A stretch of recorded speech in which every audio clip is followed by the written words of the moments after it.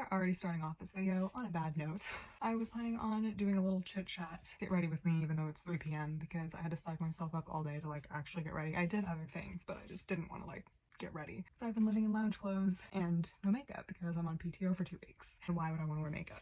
So my new ring that I just got and that I was completely in love with just broke.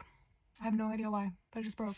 I had one before that I had gotten in Morocco. It looked similar to this, but it had a smaller turquoise stone in it. I got it in Morocco when I went in college, and that lasted me like 4 years, however long it's been, with absolutely no problems. And then when I went swimming on vacation, it fell off, so it's somewhere on the bottom of the ocean now. And then when we were there, I ended up finding this silver shop in San Luis Obispo and getting this. I was so excited because I was like, wow, like I actually like it even better. But it was like a little bit loose, just like the other one was, clearly. But I knew that I would now take it off if I was going to go swimming, and I really, really liked it. And now it just broke. So now I get to go find another one somewhere. I don't know where, and I don't know why that broke. So love that for me. I've just been having bad luck with jewelry lately. That was like my perfect ring, and I was so excited about it, and it lasted me all of 2 weeks. It's great.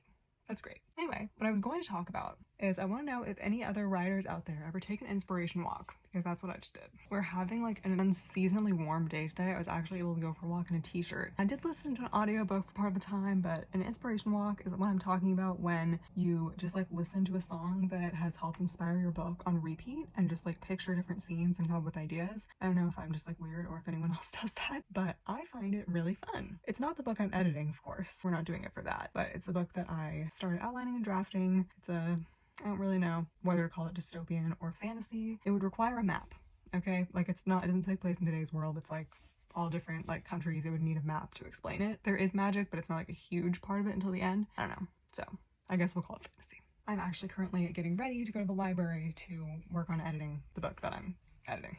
And if I have time, maybe I'll work on the fantasy one, but I don't know. Not really a priority right now. I had a lot of things that I wanted to accomplish over these 2 weeks, but I have to say it's just been really nice having this time to myself. I had a lot more time earlier this year before I started working full-time, and I was only working part-time, but I was also applying for jobs, so I never really felt like I could relax. Like I didn't really feel like it was my time when I wasn't at work. And it's funny, this time of year, well, I don't know when you'll be seeing this video, right now it's between Christmas and New Year's. It's my least favorite time of year. I thought that it was just like really depressing and that there was nothing to do, but I think that was because I didn't have a full-time job, and like now that I have this time off, because the whole organization gets this 2 weeks, I'm not actually taking any of my own personal PTO right now, so I like don't even feel guilty that I'm not working. Like no one's working, no one's doing anything, and this is like my time.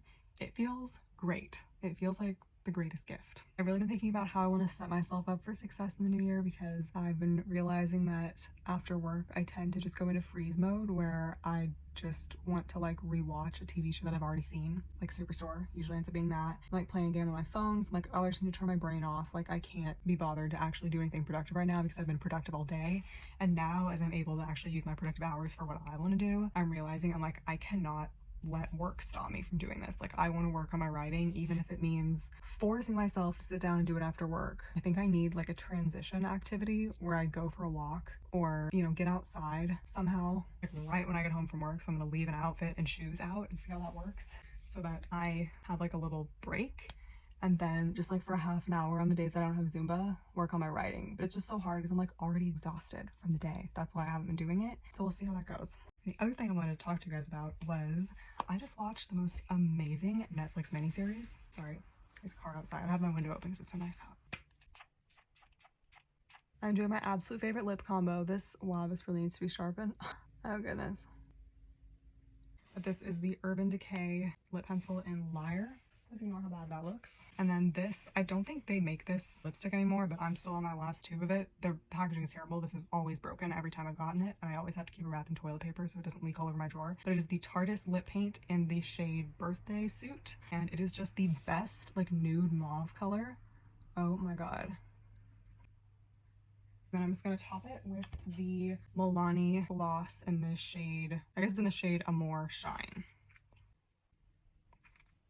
And there you have it. So anyway, I want to talk about this TV show. So I'm going to pitch it like, if you like Chernobyl, if you like disaster stories, you should watch this. I'm personally obsessed with disaster stories. It's probably why Titanic's my favorite movie. Like, I can't describe the hold they have on me, but I just love them. And Chernobyl is one of my favorite TV shows. I've rewatched it multiple times. I know I'm crazy. People are like, that's a show you only want to see once. No.